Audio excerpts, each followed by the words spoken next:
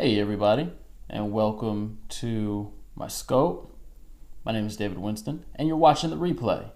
And so I want to thank you for giving me an opportunity to talk with you today. The book I just showed you is one of my dad's favorite books. He is a minister of the gospel, and he writes some awesome stuff. And so that book is called Transform Your Thinking, Transform Your Life, and it's amazing. You can get it on billwinston.org. But I wanted to start with something new. So, hey everybody, thank you for logging on to the scope.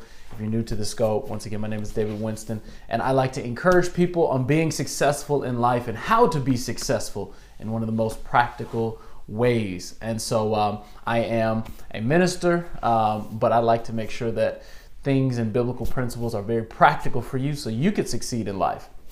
So before we get started, I just wanted to let you know that I really appreciate all of you all who follow, all of you all who share. Thank you so much for sharing, for following, and thank you so much for the hearts. I want to let you guys know, if you're new to Periscope, that unlike Facebook, Twitter, and Instagram, you can like something more than once. And all you have to do to like something is you tap on the screen, boop, boop, boop, boop, boop, just like that. And what's really good, and I'm not just talking about for me, but for Periscopers everywhere, it lets Periscopers know that you like what they're saying. It's like you applauding. Have you ever given a speech in front of people and got nothing, and you sat down and got nothing? Then you wonder, hey, did they like it? Did they not like it? Did they get something useful out of it? Was this helpful? But what happens is when you give people hearts, it's like your way of saying, yes, this helps me, this applies to me, this is good to me, I like what you're saying, keep going. And so it's kind of like your way of clapping, your way of applauding. And so I appreciate all the hearts, and so if you do enjoy what's being said, not just for me, but for any Periscoper, make sure you let them know. Make sure you let them know by some hearts.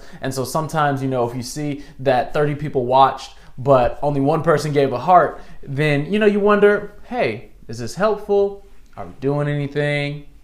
Let's see. So I really appreciate you guys, and thank you so much for jumping on. So if you're jumping on for the first time, my name is DavidSWinston. We're going to be talking today about haters. I put on my Instagram today that you don't have to respond to every criticism or rude remark, and ignorance doesn't always need a response or require confirmation. Man, my life story, I have learned so much about this. I want to hit you with some really cool, interesting facts first.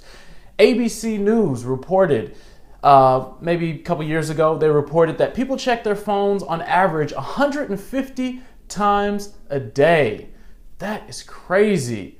150 times a day. And I see you guys have a couple questions that are off topic. I'll get those if you wait till the end. So thank you so much. 150 times a day that people check their phones. Now that number might go up depending on the age demographic, but 150 times, and I know there's different reports out there, but I can believe it. I mean, people check their phones a lot. Like, think about it. You're standing in line, you have nothing else to do, there's no one else that you know, nobody else to talk to. What is usually the first thing that people go to do? They go to the phone, right? I can't lie, I do it too. And so, but they check their phones, and then more than 500 million photos are shared every day. And even they say 150 million photos alone are shared on Snapchat. And so, thank you for the love. And on Snapchat. And so, we're going to run that block party. And so, that means that there's a lot of things, there's a lot of content, a lot of information being shared. It's crazy. There's even an app called Checky, Checky. It's called Checky, and it actually tracks how much you are checking your phone every day. And it's really cool. I downloaded it today, and so we're going to try it out. So digital trends, I want to hit you with a couple more facts, and then we get into some stuff about haterade. Digitaltrends.com, they actually say that people check their social media 17 times a day. And so that's like, usually most people are up for about 15 to 17 hours a day. And so that's like one time at least for every hour. And then that demographic, the demographic with the highest usage is not teens, but it's actually adults aged 25 to 54. So even though I know we see teens on the phone all the time, we think like, man, like that phone is glued to your hand.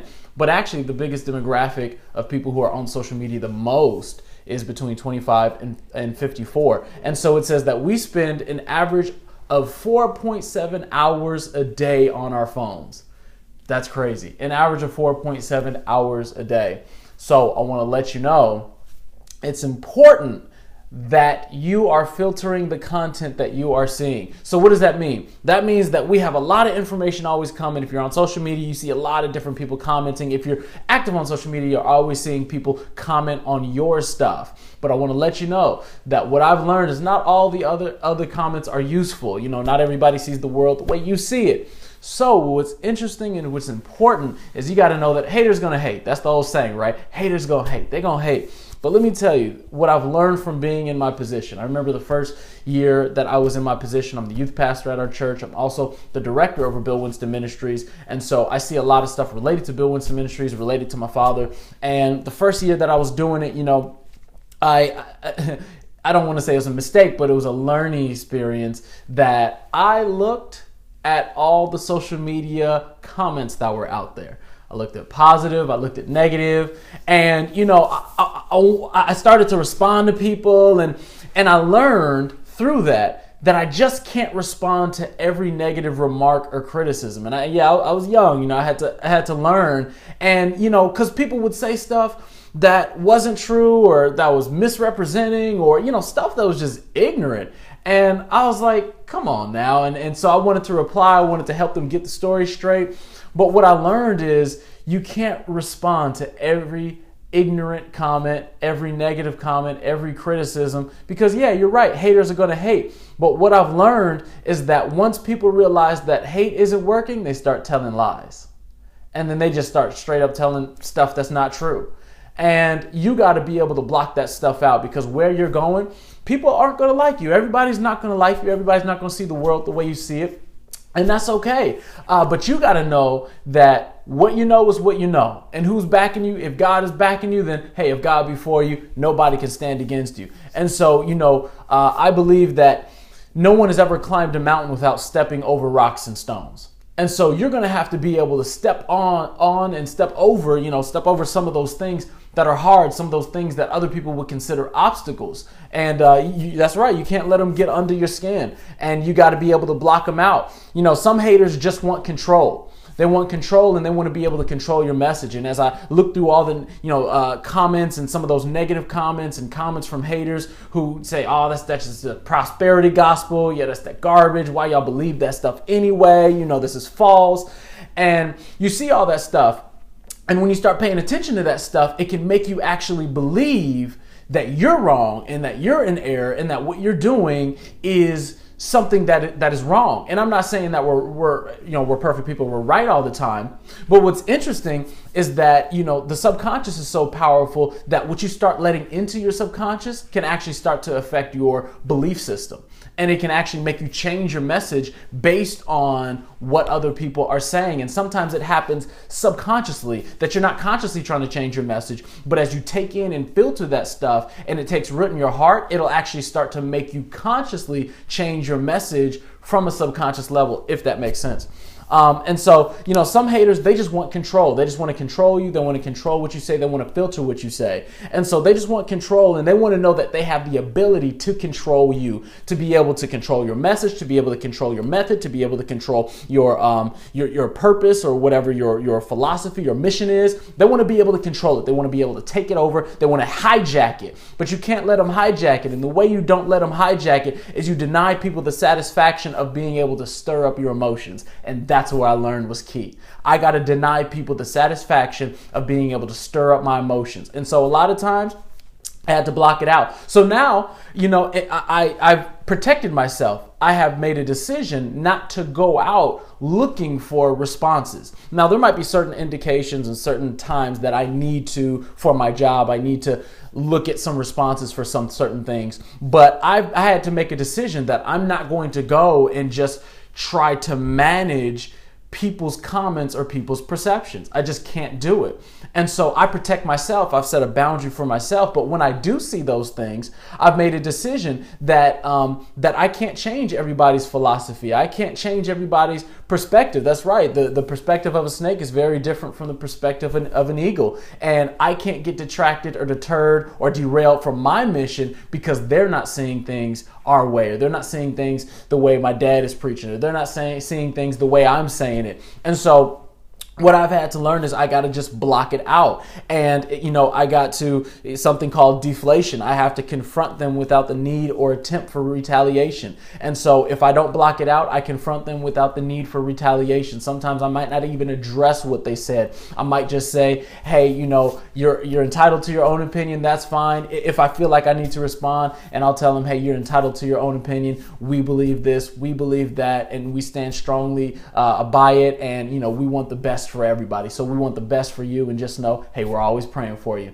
And boom, that's it. That's what Jesus told us to do. He said, pray for those who are your enemies, those who spitefully use you and talk against you and backstab you. You got to pray for them, and you got to walk in love towards them. So what do? I keep it 100. I keep it with the Bible. I say, okay, I'm going to do what God said do. And that's what I do. And so I don't need to retaliate. All I have to do is respond the way I know I've been trained. And hey, people can take it any way they want to, but I know I did my part. People who bully and cyberbully, I want you to remember this, that they thrive on performing in front of audiences. And sometimes you have to remove the audience to be able to remove some of their purpose. Notice how a lot of people, when they comment and they go real hard, you know how everybody's like real strong, real hard, and they have like this big opinion when they're behind a screen, when you can't see them, when you're not standing next to them face to face. People always have an opinion that is much more amplified when they are not standing in your presence. And so that's what I've noticed. And so sometimes people can act real hard and tough, and they can have their opinions, and man, they just cuss you out. And what I've learned is that you have to be able to remove the audience. And so block is helpful. Sometimes you remove the comment, but you got to remove them from the audience. And there's some dialogue that I've had to have with some people who really had some comments, and that I felt led by God to be able to share with them. But I had to remove them from the audience. I didn't want to do that publicly because I didn't want to continue to give them a platform to be able to express their displeasure for what I'm doing. And so I don't want them to persuade other people through their fallacies and through their thoughts and whatever else ideals that they had. I don't want them to persuade other people to jump on their hatred bandwagon. And so sometimes you just got to remove the audience. Their goal is to point out your flaws to others. A lot of times their goal isn't to just point out your flaws. Their end goal is to point out your flaws to others. They want other people to see things the way they see them.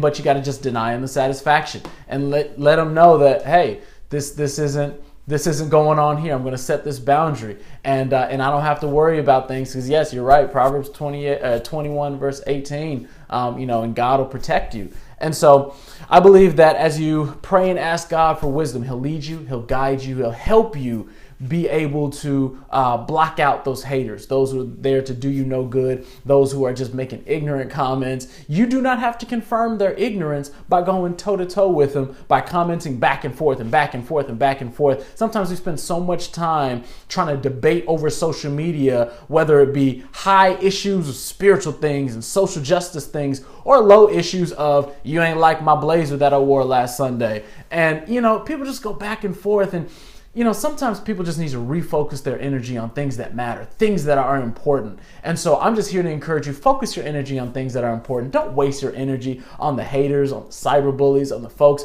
that are just trying to encourage others to hate on you too.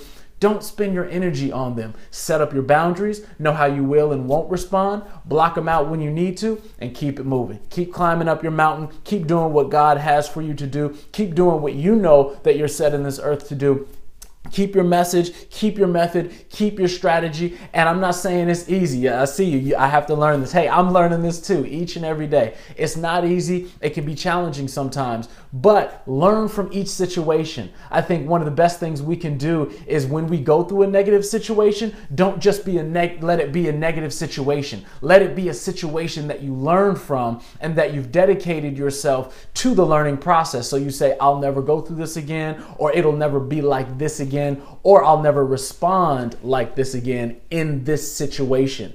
And so I want to let you know, haters want attention. That's what they want. Haters want attention, and you have to make up your mind that I'm not going to give it to you. I'm not going to give you satisfaction. I'm not going to let you know that you're getting to me. I'm not going to let you know that these things that you're saying are affecting me. I'm not going to let it affect me. Like water off a duck's back. It's not going to harm me. It's not going to affect me. It's not going to stop me. And you can't control me. So sometimes you just got to say, you're not going to control me. I'm going to keep doing what I know I'm supposed to be doing. That's my message for you today. That's my inspiration for you today, my motivation for you today. Hopefully you're encouraged. Thank you so much. Yes, that's one of my favorite songs, Andy Mineo, You Can't Stop Me. And so just know that nobody can stop you from reaching your destiny but you. And so when you make up your mind that you're going to let other people stop you, you're right. They can stop you. But when you make up your mind that other people can't stop you, you're also right. They can stop you. And so it just depends on what you see, what you say, what your perception is. And I want to let you know that you don't have to respond to every criticism or rude remark. Ignorance doesn't always need a response. You have to learn that you don't have to confirm their ignorance by going toe-to-toe or responding to them. Sometimes you just got to block them out. Sometimes you just got to deny them the satisfaction. And so I want you to make sure to share this with somebody else. Thank you so much for joining in today on The Scope. Once again, my name is David Winston. If you haven't followed, please follow so you don't miss any of the scopes. I really enjoy encouraging people to be successful in whatever you're placed on this earth to do. And so thank you so much for the hearts. Thank you so much for the comments.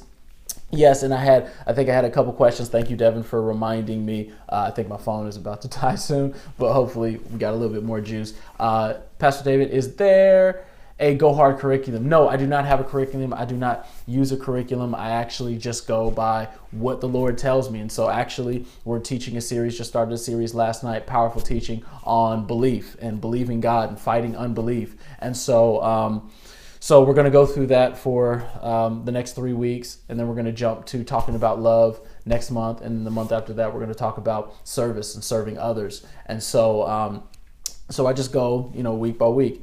And so are you going to talk about types of exercise? Physical types of exercise? No, that is not the purpose of this scope, but I'll probably be scoping about it probably within the next week, so stay tuned. So thank you so much. I appreciate it. And make sure to share this with somebody else. Make sure to share on other social networks. I'm on Facebook, or not Facebook, I'm on Twitter and Instagram. So thanks for the love. Thank you for sharing. Thank you for the hearts. And until we meet again, remember that you don't have to respond to these negative remarks, these haters, these criticisms. Being able to just block them out and being able to move forward without stopping, that helps you become better. We'll do it again next time.